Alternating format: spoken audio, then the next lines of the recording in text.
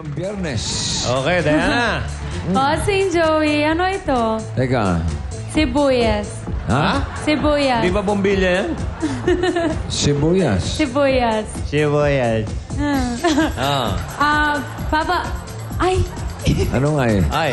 mapapaluha ka sa tuwa pag nanalo ka 1,000,000 pesos.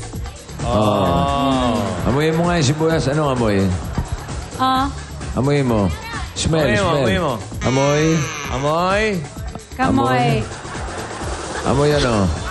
Mabaho. Puto. Ano? Ay, nako. Amoy ano? Puto.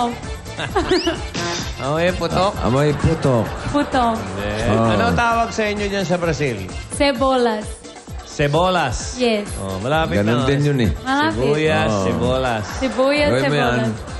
Talaga naman. Hiwain mo sa gitna, tapos ikaskas mo sa kilikili mo. Ay, no. Yun na. Para masarap. Mabaho. Masarap amoy.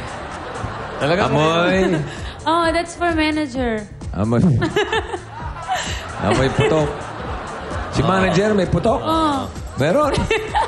Sibuyas. Double L kasi yan eh. Teka, may additional prize tayo para sa mga ating mga nagte-text. Si manager na may putok. Ay! Hey, putok! Uy! Oh. Ano ba kayo naniwala naman kayo dyan? Hindi, bakit? Di ba totoo? Ayun, kaya hindi lumalabas to dahil malakas ang putok. Kaya puro boses lang.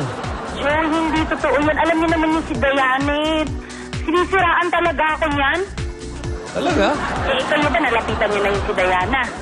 Hindi, ganito kalayo lang. Bakit? Amoy sibuyas eh. Oh, di ba? Napunti niyo, palagi nang siya nandun sa may teras. Hindi siya lumalapit sa inyo. Oo nga. Siya ang may putok. Ganon? Hindi. Ganyan. May putok ka daw? Hindi totoo. Hindi totoo yan. Hindi totoo yan?